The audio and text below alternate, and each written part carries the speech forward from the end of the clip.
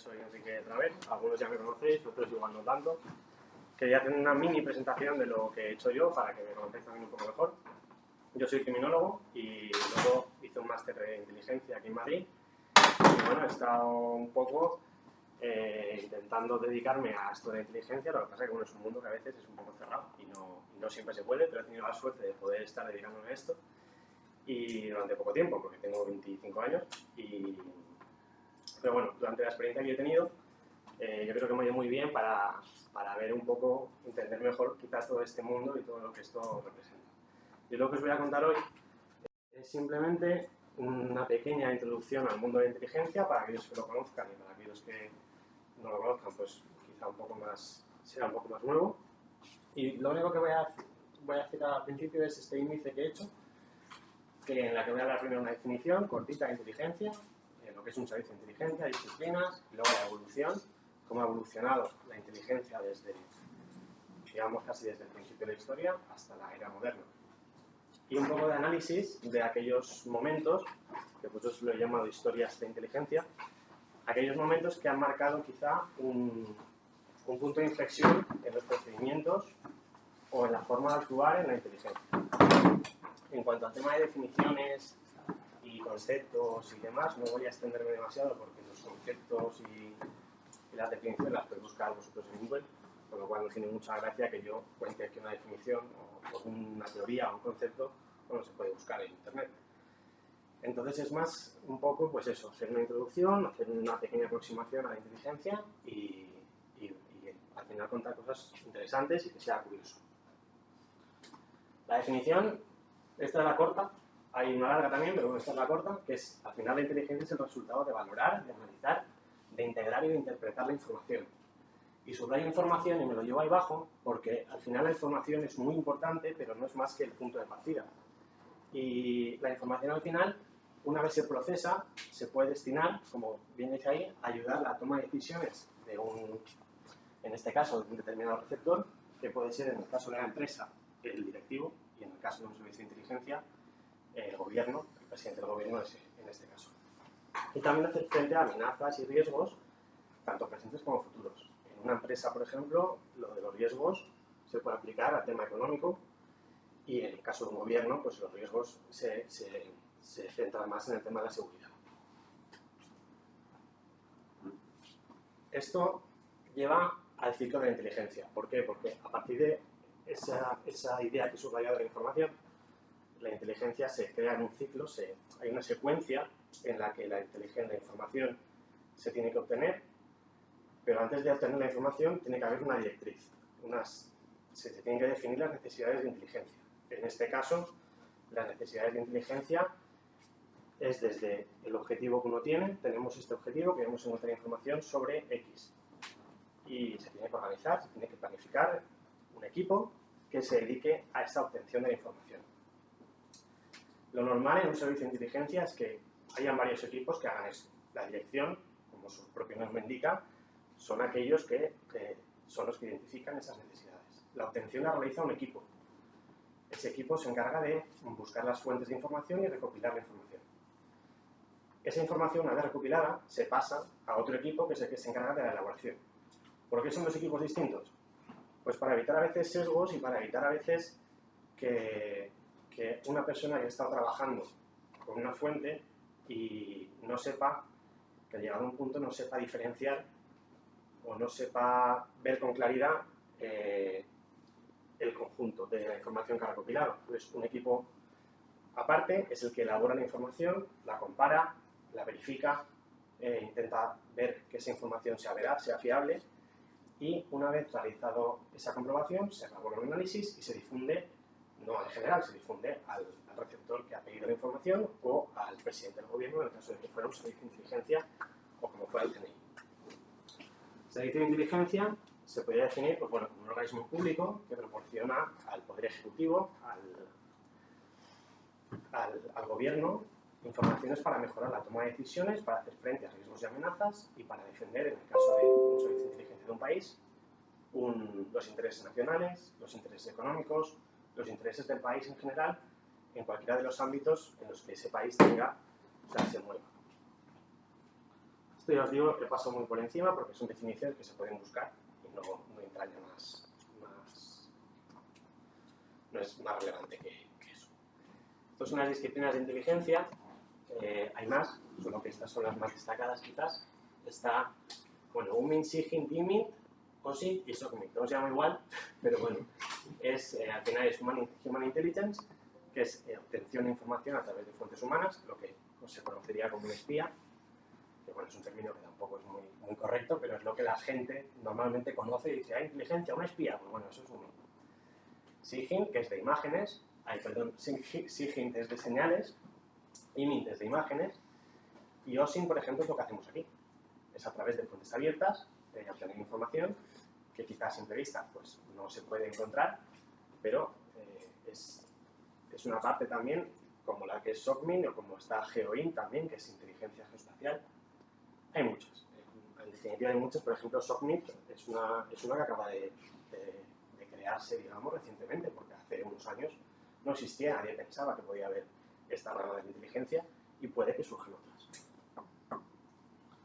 Vamos a hablar un poco de la evolución. También no me voy a extender mucho porque esto te puedes extender lo que quieras. Yo he puesto un margen temporal muy amplio y he puesto algunas fotos para hacer un poco más entretenido porque si no es todo texto y es un rollo. Empezamos, por ejemplo, por la Edad Antigua. Yo he puesto el 2500 a.C. por poner una fecha tope, pero es que en el 2500 a.C., a través de los textos encontrados, sobre todo desde el surgimiento de los sumerios y de su evolución como imperio, se han encontrado, por ejemplo, esta talla que se llama, si no recuerdo mal, la esquela de los buitres, que es un conjunto de tallas de piedra en el que se ve perfectamente, esto de aquí es un ejército. ¿Qué quiere decir esto? Que en esta época, aparte de que esto es, si no recuerdo mal, la primera representación de algo bélico en la historia, en esa época ya se entendía como fundamental tener una buena inteligencia, en este caso quizá más bien tener una buena información, tanto del terreno, tanto del enemigo, como del entorno en el que uno se movía, ¿no? ¿Cómo podemos saber que en la antigüedad se obtenía esta información o que se dedicaba gente, recursos a obtener esta información? Pues bueno, por avanzar un poco, solo hace falta irnos al Imperio Romano y fijarnos en la figura del frumentario que pone ahí. Esto yo creo que es el primer caso de espionaje político que está documentado, porque el frumentario era un soldado que pertenecía a una legión y este se dedicaba, aparte a sus funciones dentro de la legión, que serían las que se le asignaran, se dedicaba específicamente al espionaje político. Un tipo de información basado en la recopilación de todos los datos que pudiera obtener sobre senadores, sobre políticos, sobre gente importante en el Alto Imperio Romano. Esto se dio en el 100-300 después de Cristo. Este es Trajano, por si alguno no lo ha identificado. ¿Por qué? Porque, bueno, Trajano porque nació en el, si no recuerdo mal, a principios del siglo, perdón, murió a principios del siglo 100 y es un emperador que me gusta mucho. Pero bueno, durante la época que se instrumentalizó, digamos, esta figura, fue durante la época del gobierno de Septimio Severo y él favoreció mucho la difusión de esta figura. Lo que pasa es que luego, con otros emperadores, cayó un poco en desgracia y como que terminó de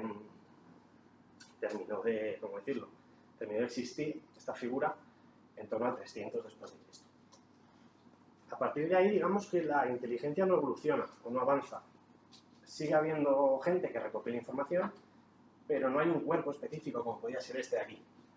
Era más una labor que gente preguntaba a los comerciantes y a los pueblos, a aquellos emisarios como los rebeldes, pero no había nada que se pareciera a un moderno servicio de inteligencia. Esto tampoco se parecía a un moderno servicio de inteligencia, pero es como la base que dio pie a ello.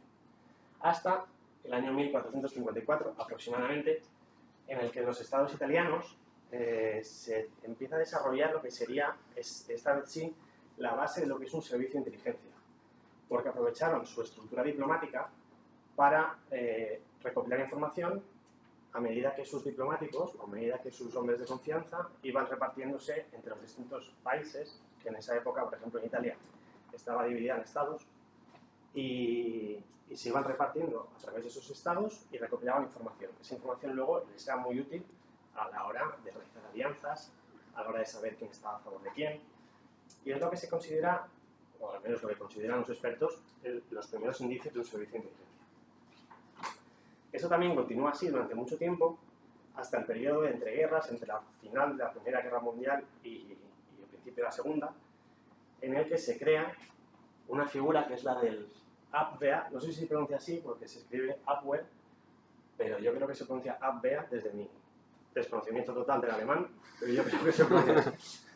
Y era, pues digamos, el primer servicio de inteligencia aplicado sobre todo al ámbito militar, que se creó durante el final de la Primera República de Weimar y duró hasta el final de la Alemania nazi. Entonces fue, digamos, el precursor de los servicios modernos. ¿Qué pasa? Que una vez acabó la Segunda Guerra Mundial, la gente se dio cuenta, o los políticos, los generales, los militares, se dieron cuenta de que necesitaban esa información, de que no podían permitir que una guerra siguiera su curso sin tener esa información sobre enemigos, sobre, en fin, todas las características que componen un proceso bélico, o un conflicto bélico.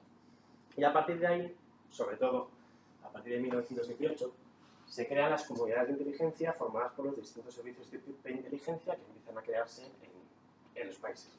Pero me ha sido muy rápido, pero es que luego creo que se me va a comer el tiempo y no quiero quedarme corto. En España, la evolución no dista mucho de lo que hemos visto antes. Sí que es verdad que el primer servicio de información tiene lugar durante la Segunda República, dura muy poco porque enseguida, en el 36, empieza la Guerra Civil, y durante el inicio de la Guerra Civil, casi hasta el final, los servicios de información que hay en España están orientados sobre todo a obtener información interior, de tipo político. Porque claro, en ese contexto pues interesaba mucho saber las distintas personas que podían suponer una amenaza para el régimen de Franco. Entonces, durante la Guerra Civil se perdió un poco esa vocación de servicio exterior y fue concentrada solamente en un servicio interior de información. Esto cambia en el año 1972, cambia un poco, no mucho, creándose por el SECED, Servicio Central de Documentación, que sería pues, el precursor del siguiente CSIC y el CNI. El SECED también tiene una vocación interior, pero lo que hace es un poco aunar los distintos servicios de información que había durante el régimen de Franco, porque llegaron a haber, si no recuerdo mal, hasta 8 o 10 servicios de información, cada uno dedicado a una temática exclusiva, se solapaban unos con otros, no había una unidad en lo que querían hacer. Entonces, el SECED es el primero que intenta organizar un poco ese desmadre. A partir de la muerte de Franco y la democracia, se crea el CSIC en 1977, que sí que ya intenta de nuevo aunar, intenta unificar los criterios para formar un servicio de inteligencia como estaban formándose en los otros países que ya llevaban más tiempo en democracia. Y esto nos lleva otra vez, o sea, por fin, al CNI, que se crea en 2002, y ya por primera vez tenemos en España un servicio equiparable con cualquier otro país, con las mismas garantías, con las mismas obligaciones jurídicas y con la misma vocación, tanto exterior como interior, no solo enfocada al ámbito militar, sino también enfocada al ámbito civil, o al ámbito económico, o al ámbito político. Sí que es verdad que el ejército sigue teniendo su servicio de inteligencia y está dividido, digamos, la inteligencia militar, puramente militar, de la inteligencia que recoge el CNI. Es distinto, pero bueno, entre los dos, obviamente, hay y tiene que haber comunicación. Lo siguiente que os voy a contar es cómo ha influido la inteligencia en los distintos conflictos que han habido y cómo estos conflictos han influido en la inteligencia. Voy a hablar de dos, Vietnam, bueno, de tres realmente, Vietnam, Afganistán e Irak. El de Vietnam me voy a extender un poco más porque para mí es el conflicto que da pie a lo que ahora denominamos guerra moderna o guerra híbrida. Porque es el primero en el que la guerrilla tiene un papel fundamental en el conflicto. Y eso cambia totalmente la forma de entender la guerra. Para entender este conflicto, primero tenemos que pensar que esto se da en el marco de la Guerra Fría y en ese momento, digamos que para hacerlo de forma muy simple, el mundo se dividía entre Rusia y Estados Unidos, entre comunismo y capitalismo. ¿Qué pasa? Que durante este periodo también coincide con el proceso final de descolonización, que los imperios que habían estado hasta el momento, España por ejemplo, empiezan a perder sus colonias. Esto, por ejemplo, Estados Unidos lo aprovecha muy bien y, por citar dos ejemplos, Cuba, por ejemplo, interviene y lo que pasa es que luego le sale mal, porque Cuba le sale rebotado, le sale comunista. Pero, por ejemplo, en Filipinas lo intentó hacer también, apoyó la independencia de Filipinas para que independizase el gobierno de España, y al final, con la excusa de no, te hemos ayudado a conseguir independencia, me voy a quedar porque tienes un gobierno inestable. Al final los filipinos, que pensaban que solamente les iban a ayudar para conseguir la independencia, se dieron cuenta de que les habían invadido. Y la excusa que pusieron los Estados Unidos es que era un país que no estaba cristianizado y que no se sabía gobernar. Lo que no sabía gobernar, bueno, pero cristianizado llevábamos 300 años en Filipinas nosotros, o sea que otra cosa no, pero cristianizado yo creo que sí que estaba. Pero bueno, este no es el tema. Me estoy yendo. Vietnam, sí. Claro, Vietnam era una colonia, bueno, Vietnam no, Indochina era una colonia francesa, que se dividía, como tenemos aquí, en estos 4 países, la mítica Cochinchina, Annam, Camboya, Laos y Tonkin. Esto tiene lugar más o menos, ahora os digo la fecha porque se me ha ido, desde 1887 hasta 1954. Aquí tengo un poco la cronología de la guerra, muy resumida, hay cosas que me he dejado, he puesto lo más importante, pero bueno, creo que más o menos sirve. Entonces, Francia intenta mantener el control sobre la colonia de Indochina. Pero los vietnamitas, en este momento, que eran la fuerza quizá más sólida, pues entablan un conflicto con Francia y Francia sufre una derrota enorme en la batalla de Dien Phu, creo que se llama, y vamos, los masacran. Entonces Francia dice que no, que ya no, que le da igual y deja de querer mantener la colonia. Entonces se realiza en lugar la Conferencia de Ginebra y se divide, como hemos visto en la foto de antes, perdón, la Conferencia de Ginebra divide Vietnam, divide la Indochina, que ponía con Vietnam, divide la Indochina entre estos 3 países, que será Vietnam del Norte y Vietnam del Sur, separados aquí por el paralelo 17, Camboya y Laos. Vietnam siempre ha querido unificarse. Es más, siempre ha querido ir a más, siempre ha querido conquistar más terreno para su propio país. Y esto es un sentimiento que ya en ese momento ellos reflejan, porque en la misma Conferencia de Ginebra se incluye un artículo en el que en 1958 se dio un referéndum para ver si unificaban Vietnam del Norte y Vietnam del Sur. La cuestión, en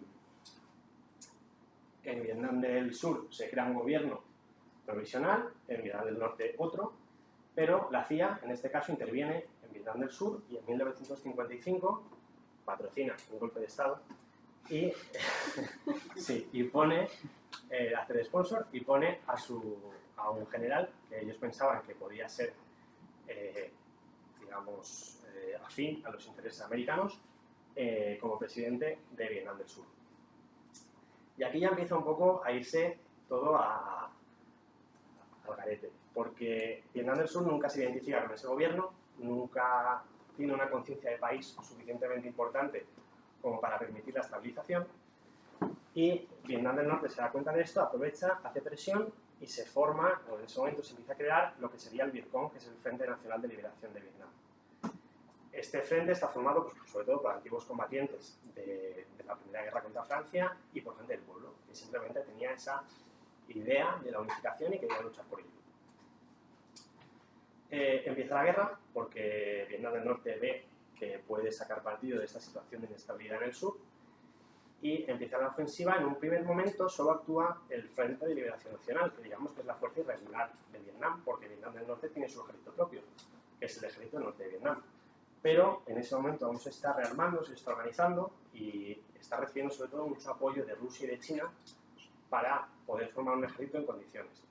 Porque Estados Unidos, pese a que interviene en 1963, bueno, ahí pone 65, pero no, interviene en 1963 hasta entonces había apoyado económicamente mediante asesores militares a Vietnam del Sur.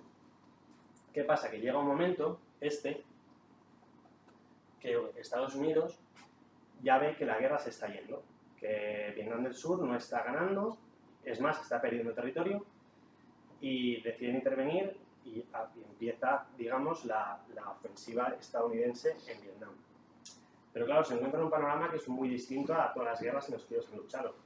Ellos venían, por ejemplo, no es experimento, pero venían de un conflicto en Corea donde realizaron el experimento también de dividir el país en dos partes, y de ahí, de hecho, viene la situación de Corea del Norte y Corea del Sur actual, porque Corea del Norte también quiere reunificar todo el país, realiza una ofensiva, Estados Unidos interviene, consigue frenarla y devolver a los ejércitos de Corea del Norte a los del país. Entonces ellos piensan que pueden hacer lo mismo en Vietnam. Y ellos piensan que con todo su potencial militar pueden vencer a las tropas de Vietnam del Norte, porque al final dicen, bueno, sí, son soldados, pero también hay mucha influencia de la población. No es un ejército tan preparado, obviamente, ni como el americano. Total, que intervienen también con un doble objetivo, porque en esta guerra es de las primeras que se mediatiza tanto. Y ellos pretendían con eso también demostrar, quitarle, digamos, no sé cómo decirlo, quitarle valor o quitarle importancia al Vietcong para excluirlo ellos pensaban en una posterior negociación de la mesa de negociación, porque no pensaban que fuera a ser un actor importante. Y también querían demostrar que con su poder militar podían acabar la guerra en muy poco tiempo, con lo cual sería una doble lección, digamos, hacia los enemigos de Estados Unidos. La guerra empieza muy mal, la guerra empieza muy bien. Estados Unidos, a través de bombardeos y a través de la cantidad de hombres, consigue ganarle todo el terreno que había recuperado Vietnam del Norte y los encierra al final, lo tengo aquí, no lo tengo, pero los encierra prácticamente en esta parte del país. Y todo esto vendría a ser territorio que controlaba Estados Unidos. ¿Qué pasa? Aquí no se ve, pero estas líneas de aquí, que veis que desde aquí ocupa todo el sur, son territorios donde Vietnam del Norte, a través del Frente de Liberación Nacional o Vietcong, tenía mucha presencia. Y esto es algo que ellos nunca consiguieron eliminar. Nunca consiguieron eliminar la presencia del Vietcong en el sur, en la zona sur de Vietnam. Esto les llevó a que, cuando se realizaban ofensivas, en un momento se plantaba el enemigo de la noche a la mañana en las puertas de las bases, en las puertas de las ciudades.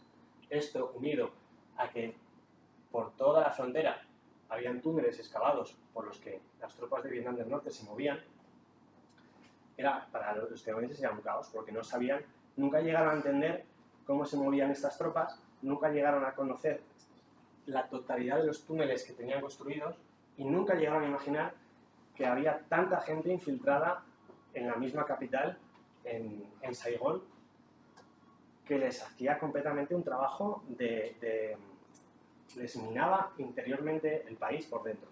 O sea, minaba en sentido figurado. Pero, por ejemplo, en cuanto a la población, en cuanto a los apoyos, el Vietcong contaba con muchísimos apoyos y ellos realmente hacían una buena inteligencia, porque ellos conocían el terreno, conocían el factor social que en ese momento imperaba en Vietnam y lo aprovecharon. Estados Unidos sufrió a partir de 1968 dos derrotas muy grandes, la ofensiva del Tet, que es muy famosa, y el sitio de Khe Sanh, en la que, como os comentaba antes, de la noche a la mañana se presentaron miles de combatientes de Vietnam del Norte,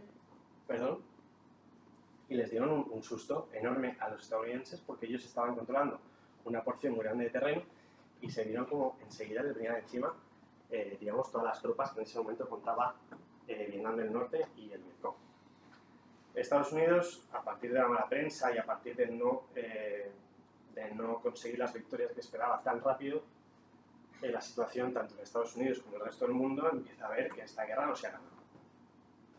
Y al final, por resumirlo un poco, en 1969 y en 1973 se realizan dos ofensivas de Vietnam del Norte, que es la de Laos y Camboya, y la ofensiva de Pascua, en la que ven que es imposible frenar a estas fuerzas.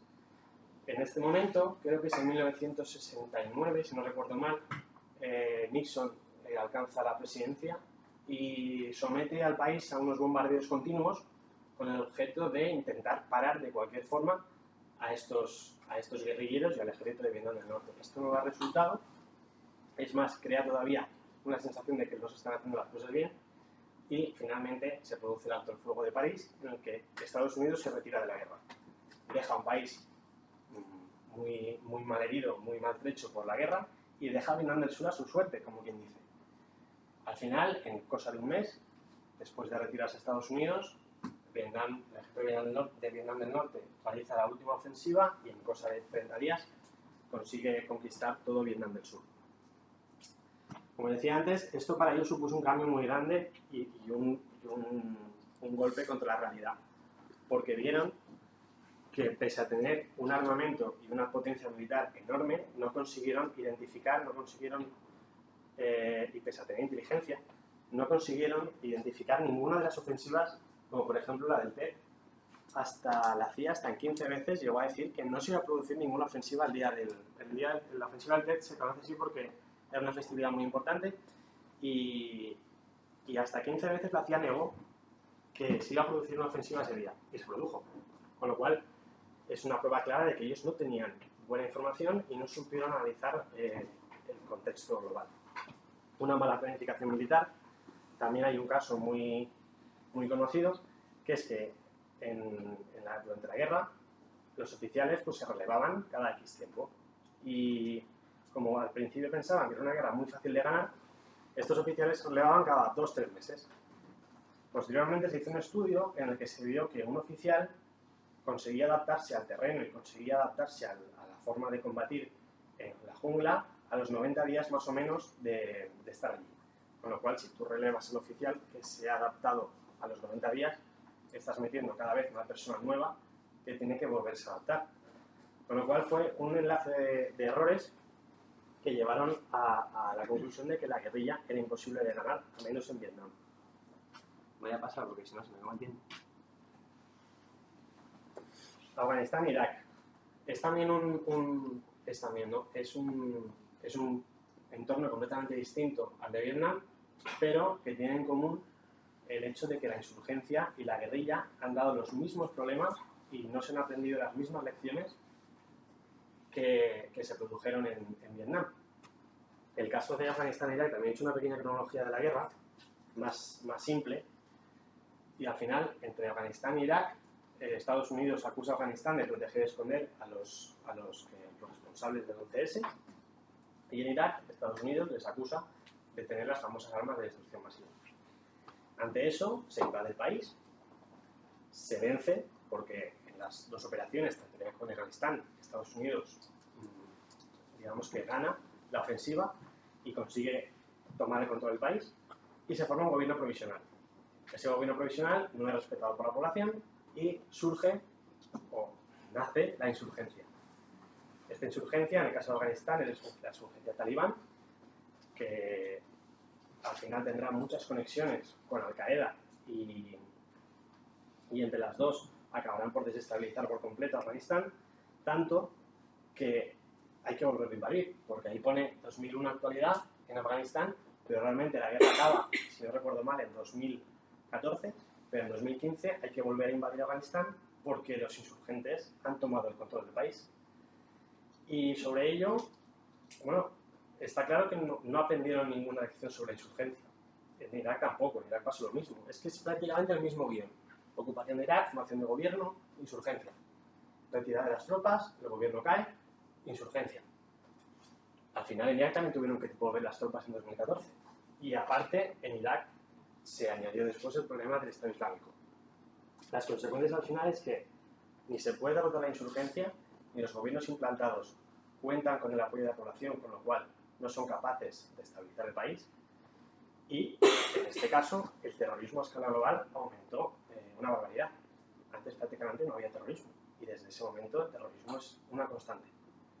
Aquí la labor de inteligencia es muy importante porque no solo se trata de proporcionar información, se trata también de planificar, organizar todo lo relativo a la disposición de tus hombres en el país en el que estás, porque no solo corresponde la parte militar, que también.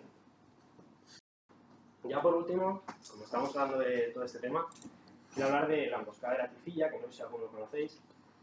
Eso nos sucedió a nosotros, nos sucedió a España, y es un caso muy sonado, o al menos es un caso que en el mundo de la inteligencia es muy conocido, y a partir de ahí cambiaron varios de los procedimientos que seguía el CNI, porque acabó con la muerte de 7 hombres y un herido, 7 agentes del CNI, y bueno, ha cambiado bastante la forma de actuar. Esto ocurrió en noviembre de 2003, cuando, bueno, en el contexto previo, en el contexto de la guerra de Irak, España entra a formar parte de la coalición a partir de la resolución esta que veis aquí de 2003, y España llega a Irak. Y con España, con el ejército, se desplaza también un grupo de agentes del CNI. España tiene 2 bases, una base de Al-Ándalus y otra base que no me acuerdo cómo se llama, y en cada una se instalan los dos equipos del CNI. Durante el transcurso de la guerra, en Irak se disuelve el gobierno y se disuelven también las fuerzas de seguridad y la inteligencia iraquí. Pero se dejan ahí. Con lo cual, España, que ya mantenía relaciones con las fuerzas iraquíes y con la inteligencia iraquí, los contactos que podía tener España con los que tenía Irak se conocían, es de lógica. Si uno disuelve la inteligencia iraquí, pero no lo reemplaza enseguida por nadie, o no hace por proteger esa información vuela. Antes de eso, hubieron bastantes signos de que la inteligencia iraquí, o la ex-inteligencia iraquí, conocía muy bien a los españoles, porque creo que son unos meses antes o unas semanas antes de producirse este atentado, asesinan a un agente del CNI en plena calle, y el CNI pues, bueno, lo interpreta como un acto fortuito. No le da quizá la importancia que debía haberle dado, o quizá no hizo esa labor de ver el problema en su conjunto, que es lo que comentaba al principio, que a veces uno recopila muy bien la información, uno realiza muy bien el análisis, pero no tiene en cuenta quizá es lo que hay más allá. La mítica frase de que los árboles no dejan ver el bosque. Pues algo así. Y aparte, se tenía que haber producido el relevo de los agentes del CNI, pero como esta operación se hizo con mucha prisa, no dio tiempo, o al menos las fuentes oficiales dicen que no hubo tiempo de producir el relevo antes, y mandaron a otro equipo para que durante el primer mes se familiarizara con el país y con los procedimientos. Esto pues, se lleva a cabo y se realiza una visita institucional en Bagdad. Al final el grupo son 8 personas, divididas en 2 vehículos, 4 y 4. Esta visita, bueno, transcurre con normalidad y tienen que volver a la base. En ese preciso momento también, casualidad o no, la carretera por la que tenía que volver no se puede transitar. Estaba en obras o no me acuerdo qué pasaba realmente. Simplemente no pueden volver por ahí y tienen que tomar una ruta alternativa bordeando la ruta principal, atravesando varios pueblos. Esto, a simple vista, ya es peligroso, porque si tú vas con 2 vehículos, los Chevrolet creo que eran, todoterrenos, llamas la atención. Si pasas por los pueblos, pues tienes que ir despacio, la gente te ve, y la gente de ahí tampoco es tonta, saben lo que se está moviendo. Efectivamente, tras pasar 2-3 pueblos, se realiza el ataque y estos dos vehículos son atacados por los 2 frentes, por izquierda y derecha, digamos, y en cosa de unos minutos los 2 vehículos acaban en el arcén de la carretera, y bueno, el resto del suceso, pues los 7 agentes pierden la vida y uno consigue escapar. A partir de ahí España reacciona un poco y dice, bueno, ¿qué ha pasado? ¿Por qué ha pasado esto? ¿Y cómo se puede evitar en el futuro? Hay que decir que, por ejemplo, los 2 vehículos no llevaban blindaje, los agentes no llevaban escolta, y tampoco escolta me refiero a militares. En este caso, no había fuerzas especiales que dieran apoyo a estos agentes. Entonces, a partir de ahí, se mejoró la comunicación, porque ellos también intentaron contactar con radio y no pudieron, con lo cual la ayuda no llegó a tiempo, y se mejoró la comunicación, se impuso una escolta a los agentes, que esto dificulta un poco las labores que son quizá más de perfil bajo. Perfil bajo es que no llamas la atención, por decirlo de forma fácil, Si vas con escolta, obviamente, sí que llamas mucho la atención. Y los vehículos, por fin, fueron blindados, porque hasta el momento no habían llegado los vehículos blindados que tenían que llegar. Y, obviamente, una mayor preparación de los agentes, porque los 4 que entraron en relevo no estaban preparados.